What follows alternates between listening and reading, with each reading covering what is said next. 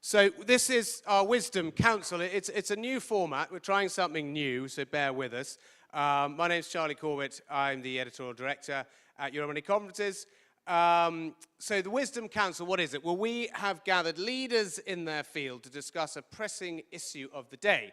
But unlike an ordinary panel discussion, this is where it gets slightly complicated, we're going to introduce 5 distinct topics that the Council will discuss within a strict time limit, at the end of which we will, I hope, have drawn some firm conclusions, which is why we have this whiteboard. So I'm going to write things on it, like a school teacher.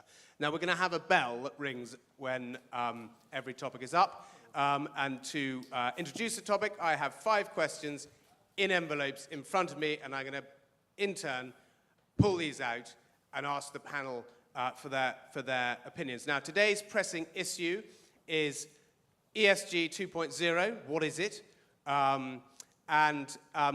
Without further ado, I'm going to introduce, as they get mic'd up, I will introduce our esteemed Wisdom Council, each of whom have impeccable green credentials. So we've got Manuel Adamini. Manuel, at the end here. He's Director for the Investor Outreach and Partners Program at the Climate Bonds Initiative.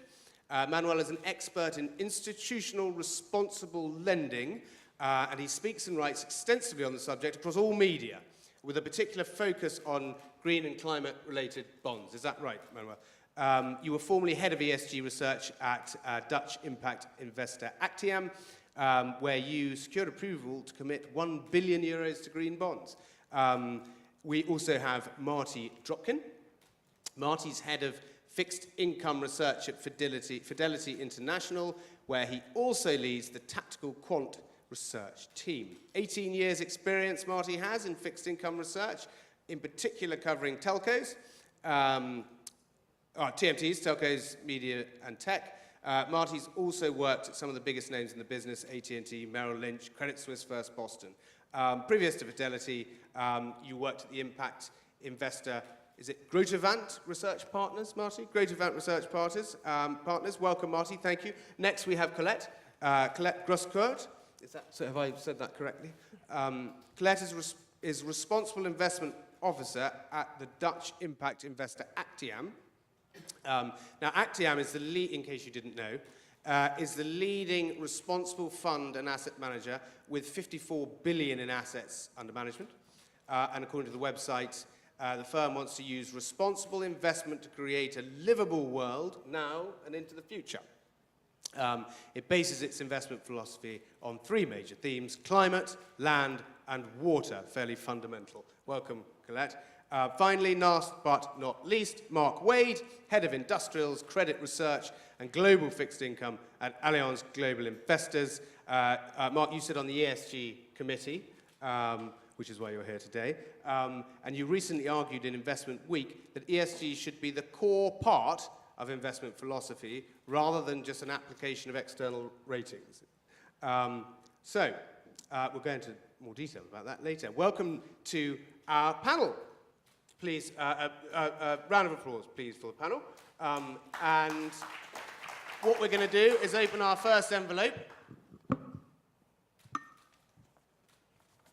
see what it holds. Now, there will be a poll in this envelope, which I'm hopefully, if the technology allows, we're going to put up now. So I'm going to announce the poll. Well, the question is, define the essence of ESG 2.0, what it means to each panelist personally. By the end of this, I want to have 4 or 5 words on this board about what ESG, well, apart from ESG, what it actually means to them, ESG 2.0. Now, here is the poll. ESG 2.0 is A, critical to the future of the planet, 24%, important but not a priority, 18%, a corporate box-ticking exercise, 24%, but everybody, or most people so far, have said it's immaterial to smaller companies who cannot afford the luxury of ESG. That's a very, very good point, actually. So I might just go through each of you in turn. We haven't got long. We'll have about 6 or 7 minutes to go through. What does it mean to you, Manuel, ESG 2.0? To me, it means that money goes into the future that we do want to build. I don't care much, essentially, whether your starting point is that you want to make an awful lot of money and accidentally make the world a better place, or whether you start the other way around and say, I want to make the world a better place, and while doing so, I hope I will make a decent return. To be frank with you, I mean, I do have personal preferences, but I don't care as long as money goes to investments that are relevant for the future. There's various ways to define those. You know, there's climate goals, there's sustainable development goals, and various other things. And I think, you know, prominent people like Al Gore have called it the greatest investment opportunity of history to fund climate change, essentially, just to pick out one a key aspect there. I'm a bit surprised if people say it's a corporate box-ticking exercise. I think the pressure is now so much on corporates to really think about this from a strategy point of view. I mean, we have prominent people like the Financial Stability Board being chaired by Mark Carney, the governor of the Bank of England, and then the Task Force on Climate-Related Financial Disclosure chaired by no one less than Michael Bloomberg. I mean, these are very, very powerful and smart people looking into how can you manage the future of the planet from a corporate as well as an investor point of view. So I hope it will become so material you won't get away with a box-ticking exercise anymore. That also answers the question whether it's important and a priority, yes or no. I can tell you when I was still with Actiam, indeed, the most fruitful conversations I had with the C-suite at corporates was on the back of green bonds, because there it's immediately coming out of the CFO office, and you're talking, you know, funding one side of the balance sheet, which feeds its way into how you run your business on the other side of the balance sheet. Okay, thank you, Manuel. So there's a real opportunity, a big opportunity. Marty, ESG 2.0, what was 1.0? Why is it called 2.0? Yeah, I actually don't really pay attention to 1.0, 2.0. I think, you know, this is going to sound a bit cliche, but we've been doing ESG for as long as we've been doing corporate and sovereign analysis, because there is not an analyst on my team who doesn't ask about corporate governance to companies. There's not a metals and mining analyst on my team that doesn't focus on mine safety records. I was a TMT analyst. We're always focused on social issues within companies. So I think, like Manuel, I really like the direction of ESG, and I like the attention that it's getting, because it's bringing to the forefront something that I think any analyst, and this is asset class agnostic, because I've looked at both equities and fixed income in my career, that any analyst has done in their entire career. I'm sure we'll talk a minute about whether ESG can be linked to positive returns, or in fixed income can avoid losses. And that's the name of the game for all of what we're trying to do. But I think it's just a continuation of what we've been doing for many, many years. Okay, thanks, Marty. Colette, what is ESG 2.0 to you personally? Yeah, so I actually also don't see it as a separate thing. I think it should be an integral analysis, both financial and sustainable. I don't understand why we're still seeing this as two concepts, actually, because they're so interlinked. And I think also when looking at the Sustainable Development Goals that Manuel touched upon, you see that this is looking at goals from an economic, environmental, and social perspective. And you see that they're all linked together. So it's a bit, yeah, I was also surprised by the statement that it's a luxury or it's a tick boxing item, because it's very a holistic way of looking at things, actually. Yeah, so I mean only 18% said it was box ticking. You work with Shell. Some, if I'm right in saying that, as a firm. Wow. Many people ask, how can you be environmentally sound? You know, if you're working with Shell, well, they're the opposite, surely. They're an oil company. Well, yeah, they're heavily invested in certain assets that are not prepared for the future world that we want. But as they're such a big player and therefore have a big capacity to make a change in that industry, we think it's very important to actually engage with them and try to help them with also the energy transition that they also see is necessary, because they also see that their capital is at risk. Winning Darth Vader over to the light side, as it were. Finally, Mark, what does it mean to you? What does ESG 2.0 mean to you? Well, I'm going to follow on from that point. I mean, I think that, you know, a lot of the points have been made. Where ESG 2.0 comes in is around engagement.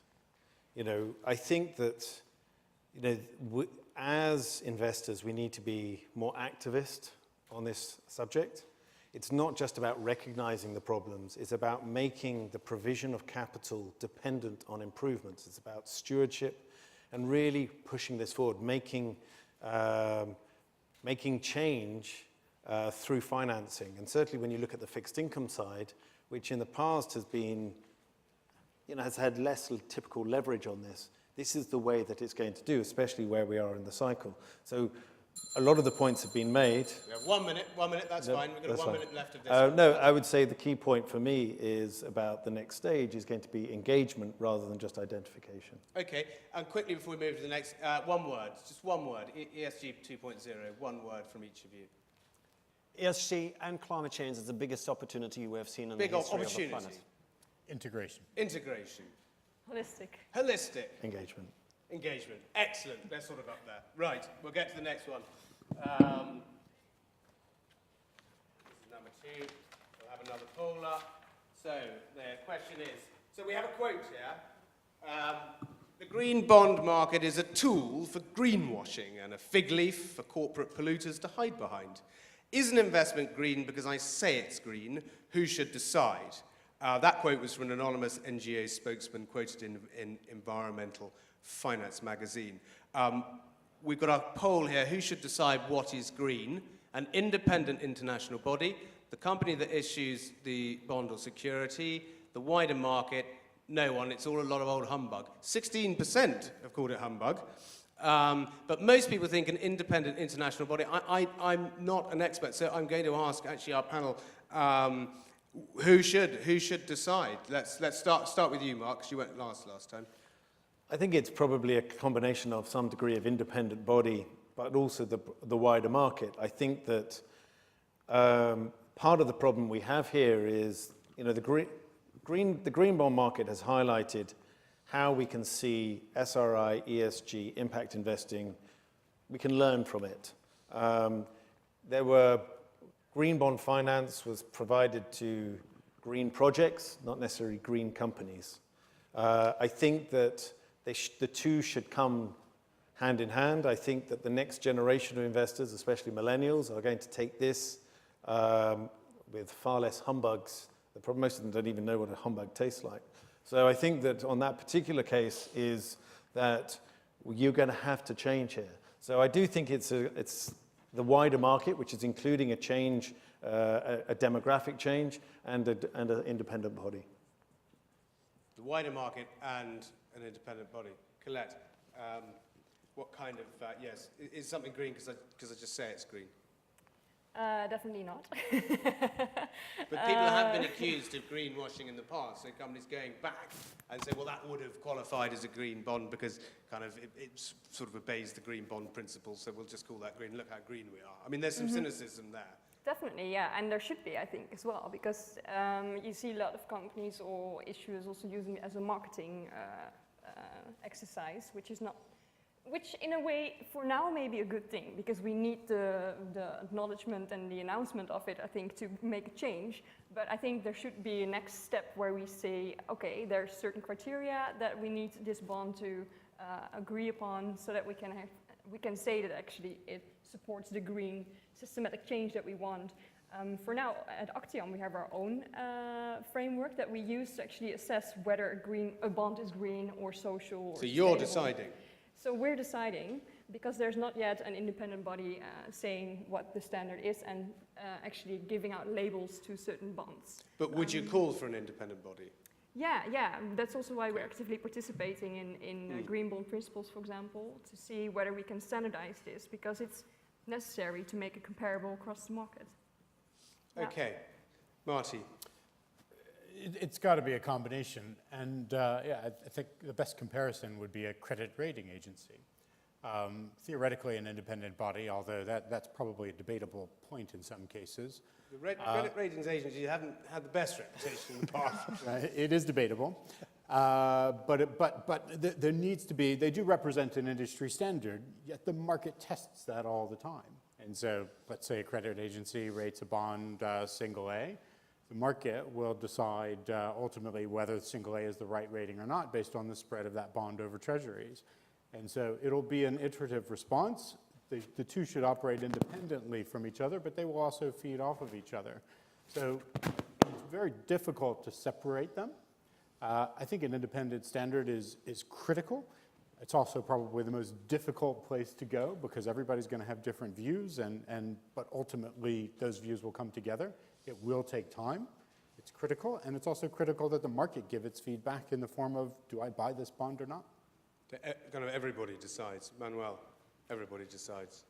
Yeah, and just by the way, to mention that the Climate Bonds Initiative, you wouldn't be surprised this is our space. Indeed, we are not-for-profit working to mobilize the debt capital markets to finance climate solutions. The question, to be frank with you, is a funny one because as we speak, it's already decided and being decided. What I mean is, one, the world community has decided what is green. It's not like a dogmatic NGO out of London saying what is green. 196 states minus one have agreed that what we should do with the future of our planet essentially minus one. Paris. Yeah, minus one indeed. The one that wants to pull out. But anyway, that's been decided in December 2015 in Paris by the world community. We have decided in a very democratic way what the future of the planet should look like. So that's the ambition level, so to say. 2 degrees global warming, max 1.5 preferably. In the absence of, and then you need detailed criteria like, okay, what does that mean for real estate, for sustainable transport, for utilities whatsoever? Indeed, there was no guidance come at that point. So what happened was that the market established two mechanisms, the Climate Bonds Initiative coming in and deciding on a pretty granular level, technical level, what are green assets. There was guidance from the International Capital Markets Association. That's not independent, but that's a balanced group of industry stakeholders, buy side, sell side. The ISO is looking into it, and finally the European Commission will provide detailed guidance December next year. Okay, so just to conclude, I'm not sure whether we've set up a single body with a chair and a group of intelligent people deciding. What we're saying is that everybody's going to throw in their 2 pence worth. Here it will be by December 2019, you will have detailed technical eligibility criteria issued by the European Commission. European Commission, okay. And he who would not be named doesn't want to be involved on the other side of the Atlantic. Okay. Number 3 now. On to our third poll and question. Can ESG and a maximum return strategy ever truly be aligned? Poll. What is most important? Maximizing returns, 41%. Investing responsibly, 24%. Let's talk about that. You can't do one without the other, which is interesting that 35% of the audience now essentially think it's completely integrated. You cannot get good returns without investing responsibly. Can we start, maybe Colette, could you give me a comment on those results, particularly the result that most people in the room think, forget about anything else, but maximize your returns? Yeah, I think it's a very understandable perception, especially coming from a financial background. That's the way you've been taught and you've been contextualized, let's say. But I also feel that there's plenty of examples out there stating the opposite, saying that you cannot just look at the financial picture, as my colleague was mentioning before. You need to look at the governance side as well, because it's an indication of how your financial performance is gonna be. The same with the climate agreement. There's going to be scenarios in the future that will have an effect on the businesses or on the countries that you're investing in. So you need to consider these aspects, and you can't treat them as two different things because they'll have financial effects. But when you're explaining to an investor why their portfolio has gone down, and they say, well, look, actually they wouldn't invest with you if they didn't, but if you're explaining to an investor why their portfolio has gone down, but it doesn't matter because we're investing responsibly, and so you can sleep well at night. And they say, well, I won't have enough pension to live on, but that's all right. No, I don't believe in that argument. Devil's advocate. No, yeah, I understand that. There is a certain group of people that have that intention and that have that philosophy, which is fine. But I think if you're invested in a company, you want that company to survive over the couple of years as well. So it means that it needs the financial means for it as well. So you need to balance the two things. You can't invest in a company that's going to go bankrupt, but is creating a good world for a couple of years, and then you'll have no returns.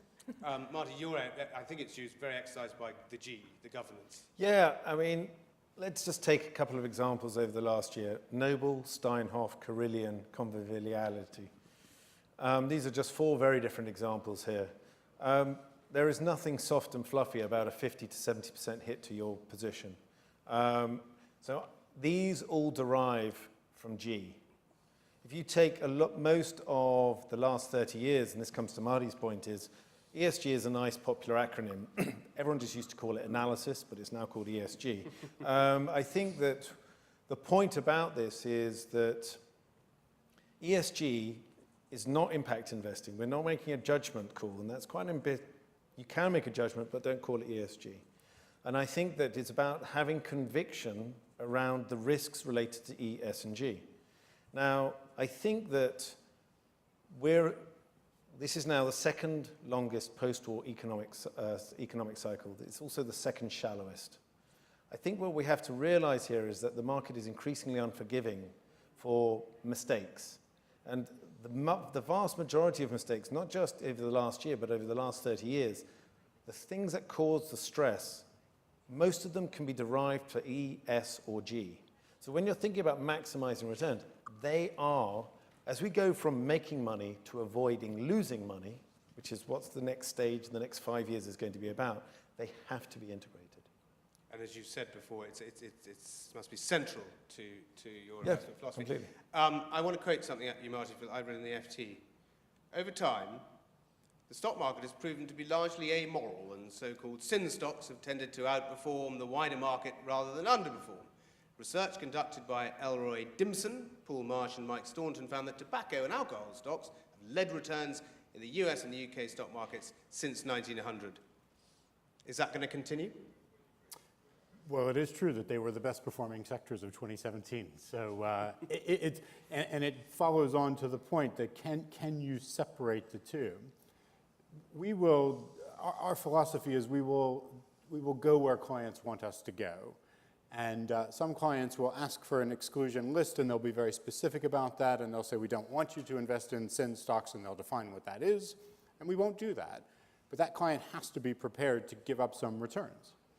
And that's largely speaking from the equity side.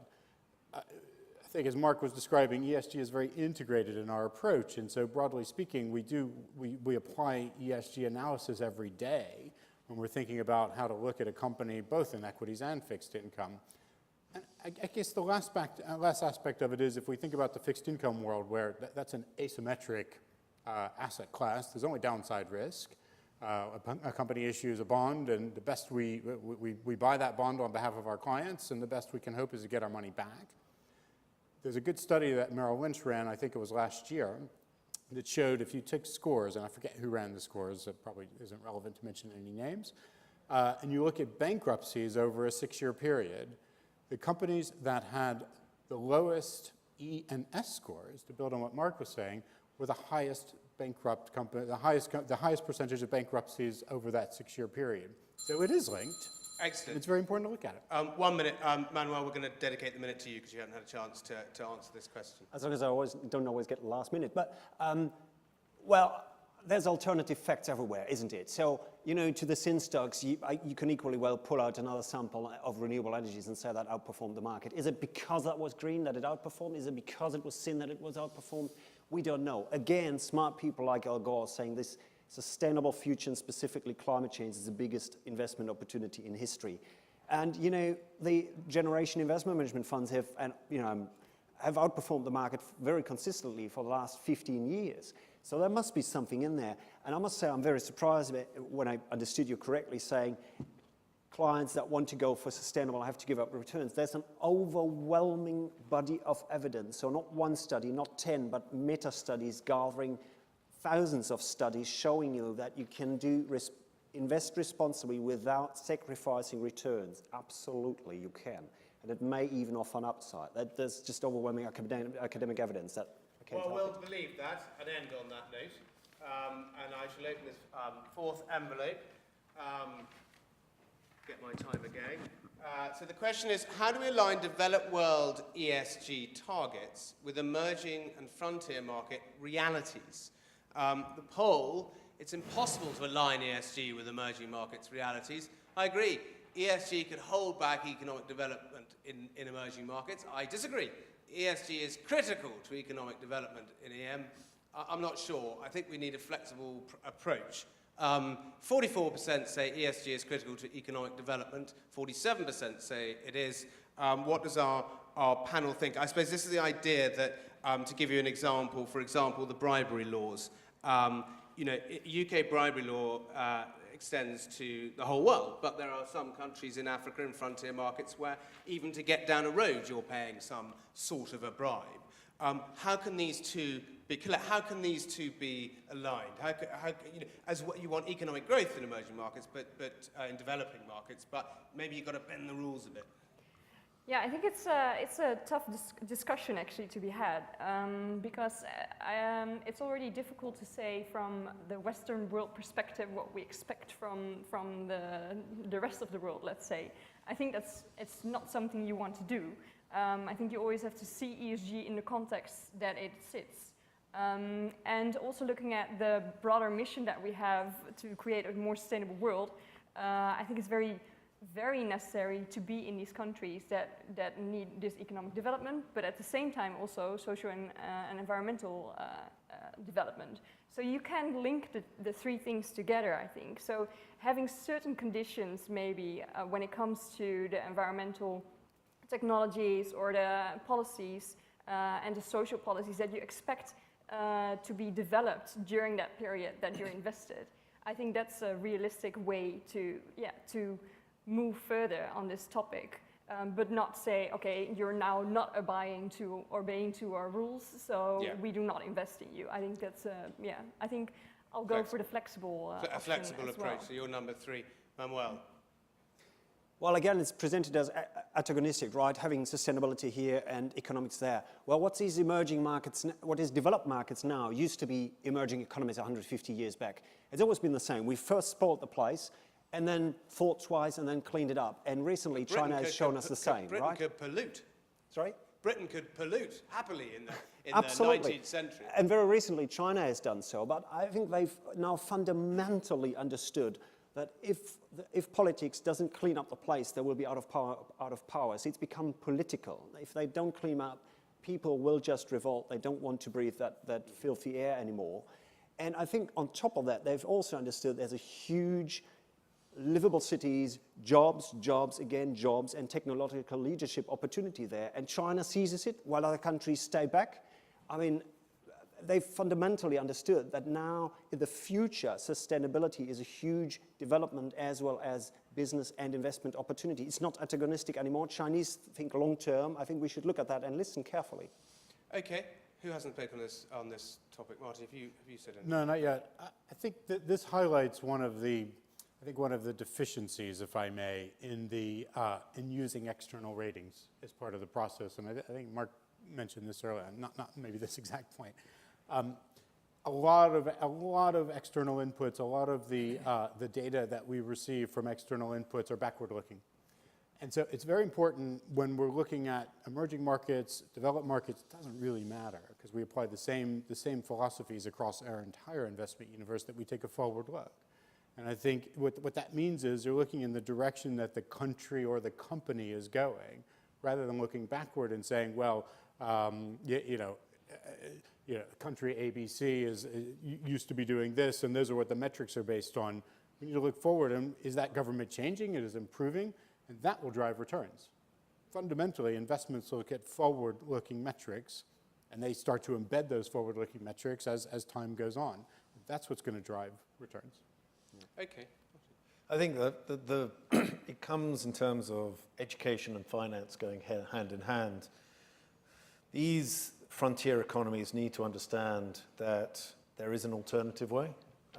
It's a case of them being educated. It's a case of stick and carrot in terms of the financing.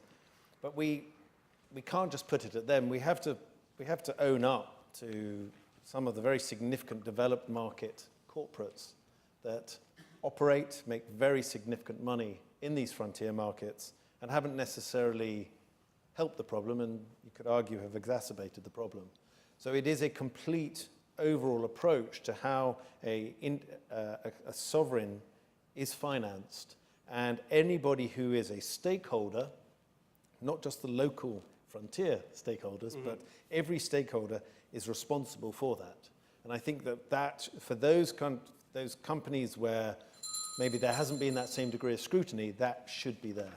Okay, so we've got another minute of this, so just to go through again, what we're saying is that you can align these two differing economic growth in emerging markets with doing it in a way that's compatible with ESG. Everyone agrees that? So I think we're in, so yeah, I mean, everyone is in broad agreement with that. And so we will then move on to the next, I think coming up to our final topic, which is, I shall open the envelope. We're actually in very good time, so we can take lots of questions from the audience afterwards. I've been far too efficient. Theme 5, ESG man traps. Make a list of man traps for companies and financial services to avoid to stay sin-free. ESG 2.0 is a charter for corporate hypocrisy. Emphatically, yes. All big companies will always try to game the system for profit. Yes, there's too much telling from companies and not enough showing. No, we've crossed the Rubicon. Most companies are deadly serious. I think the results that might be affected by companies like VW and the emissions scandal. But I would like each of our panelists to comment on those results before we make our list of man traps. Mark, why don't you comment first? Excellent. Thanks for fronting me on man traps. I think that man traps are more easily identified, focused. The fallout from hypocrisy is far greater. Again, going to the next wave of workers and investors, it is more an acute an issue for them. I think if you look at the finance industry, it is, where, in terms of attracting young talent, it is a problem. And we are facing a slight demographic issue in the industry. And it needs, some of these issues relate to hypocrisy and sort of questionable ethical approaches. So it has to change. It is not going to take, it's not going to be overnight. I think that this is a sort of generational shift, but more and more in the same way that inclusivity and diversity, ethical as well as responsible investing, these are going to be on the radar of more and more screens for investors and people who want to work at firms. So I think it's the way ahead. There is a lot of progress that needs to be made. There needs to be a lot of education required. There will be a general shift around returning to what finance used to be in the 1800s, which was sort of more about social financing in the broadest sense of the word. Sorry, could you explain that a little bit more? Well, if you go back to the Barclay brothers, a long, long time ago, and what they did in terms of investing in, local business development and social projects, there will be a lot more pressure. One sector that this is going to particularly affect, in my mind, is going to be the tech sector. The tech sector has made huge amounts of money, and I think it is going to be some sort of implicit or explicit form of contribution, either in the way of tax, to help sustain social, when to a certain extent they may be viewed, rightly or wrongly, as creating some of the social ills. So philanthropy in a way, but... I didn't use philanthropy for a good reason. Because we're talking about the round trees and all these sorts yeah, it's not, there's, I'm sure everyone's aware there's this spectrum of capital that one talks about. It's somewhere along that spectrum of capital. I think philanthropy, ultimately, when you look at investing, it's about generating a reasonable rate of return for investments. And so it's not charitable. There's arguments to be made that this should be done through charity, taxation, socially responsible investing, philanthropy. How do you want to do it? But I think that the next generation will be more demanding of this than the current one. I mean, there's a lot of talk about the next generation, obviously, who will have, obviously, as the next generation always does, very different views and very different outlook. Colette, what do you think about this idea of how to avoid man-traps of hypocrisy? Because a lot of people do feel that way. I mean, they actually feel that way. They see VW, they see, there was another one, BlackRock, when their fearless girl with the charging bull in Wall Street, and then it turned out they weren't apparently paying women, equally. And so there are so many. It's a very difficult path to negotiate. Would you agree? Yeah, I think it's an issue with especially also large corporates in general, that you have certain parts that are already moving more towards sustainability within the company and other parts not yet, and then having all of this aligned is very, very complex. But what I do see from an investor perspective is that we really want proof. We want proof of the pudding. So we want to know how many carbon emissions did you emit as a company, how many water and risk-related areas did you actually consume, and are you bringing it down over time? So I think there will be a lot more quantitative proof of sustainable performance. And also looking at, for example, scenario analysis, seeing whether companies are actually prepared for a future in which there will be lots of uncertainties when it comes to energy supply, energy production. These are aspects that we're more and more going to measure, and also regulators are actually asking about. Do you have insight in the financial risk due to climate change? These are things that can help you actually, see whether a company is doing the thing they're saying they're doing, I think. Okay, so oversight. Marty, we've had the bell, but we've actually got plenty of time, so we'll develop this a bit more, and then actually I've got another question I'd like to ask the panel after that. I'll be brief, because I think a lot has been said, but there's a very good thing happening in the financial industry, which is that our clients are asking for more transparency, more sustainable investing, more focus on ESG. That's a very, very good thing that's happening in the industry. And if our clients are asking for it, it means that we're going to have to do it. And so will it happen overnight? Some of these things take time. And everybody has processes underway that are changing, some more rapidly than others, and it probably can't change rapidly enough, but it does take a little bit of time. But the important thing is that our clients are pushing this hard. And the future investors, we can call them millennials or whatever, will push this as they progress and earn more and save more and invest more through their lives. And that's a very positive thing for the industry. Thank you, Marty. Manuel, these man traps, how do you avoid them? How can companies, especially big companies, we talked about big companies. It's really hard in a big company. You often get top-down sort of edicts from management that people are told to obey. That's not the same as everybody really believing, if you see what I mean. Well, for me, you don't have to believe, as long as it makes business sense. I think it would be hard to avoid man traps as long as we keep being so cynical, I must say. I mean, how can we be so cynical? These numbers, I just don't get it. But well, they've improved. This just makes business sense. Look at the companies that keep staying behind. They're now having a hard time. I mean, I come from Germany. Look at the German utilities that looked into the energy transition too late. Formidable names like RWE and others almost going bankrupt. Many, many utilities in the US going bankrupt. Alpha Natural Resources, one example. The president keeping talking about the coal industry where there's 50,000 people, and the renewable sectors there's 300,000 people. So, the opportunities are everywhere. Électricité de France being too late and now getting a hard time from the French Minister of Environment. It just makes business sense to do those things.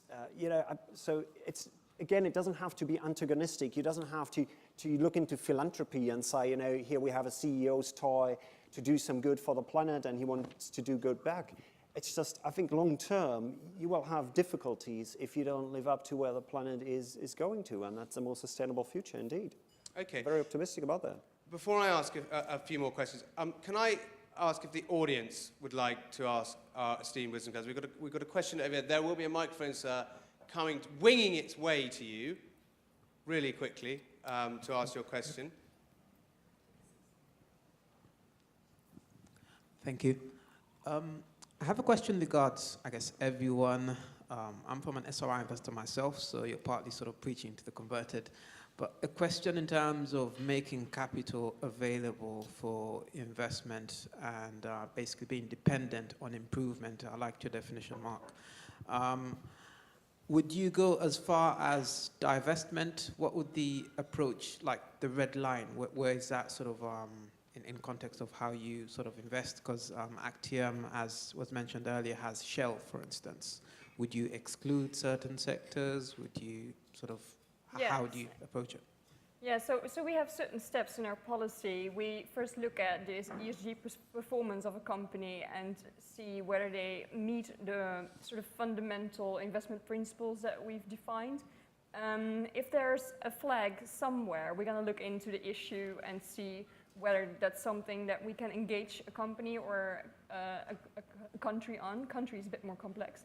And then we're going to measure and see whether there's any progress on this engagement, whether there's any either intent or changes that we see over time. And I mean, we are quite flexible in it, but if we do see that there's not sufficient response or move in a certain direction, yeah, we will send a letter that we are going to exclude. But we see that as a last resort. Would any of the other... Yeah, I mean, I must say I'm very dubious about these things. Excluding from investments, I think it can, maybe you have to do that for, to look good to your clients, maybe to please your own conscience. I'm not cynical about that. That may be legitimate reasons. But I would always say, look at the upside. So I don't believe there's a punishment in excluding companies because it doesn't change the cost of capital for those companies. That's been proven over and over and over again. I would just say, ignore these, focus relentlessly on the futures, grab the opportunities and invest in those. Okay, anyone else like to comment on that? Does anyone else in the audience have a question for our Wisdom Council, who've been very wise today? I might just wrap up then. We have 1 minute or so. I really want to get to the bottom again of what is the difference between SRI, ESG, and social impact investing. Would anyone like to put their hand up and give me very clear differences between those three animals?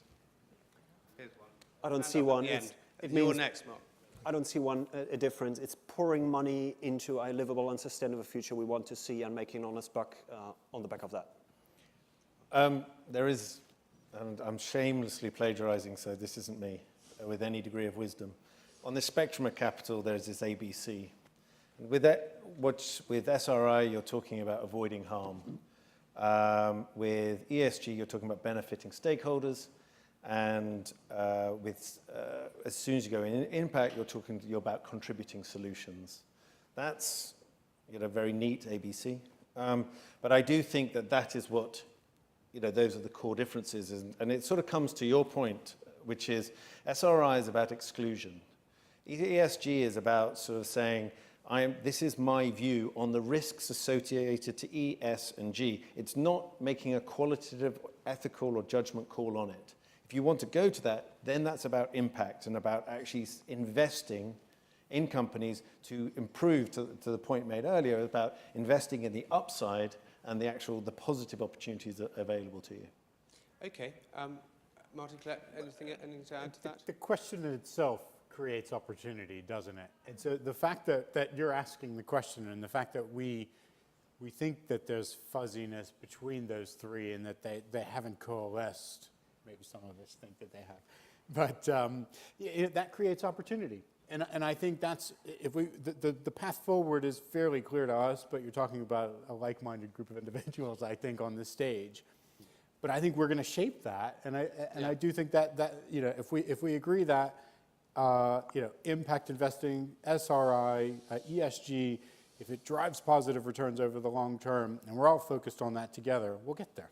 Excellent. Okay, well, on that note, time is up. I think to conclude, really, from our wise counsel, everything seems to be still kind of very fuzzy. There are still a lot of, to use the old cliche, balls in the air, but the word you've used most today is opportunity. So we'll end with ESG 2.0, the big opportunity for the next 50 years. Big round of applause for our Wisdom Council, please. Thank you very much. Thank you very, very much, everybody.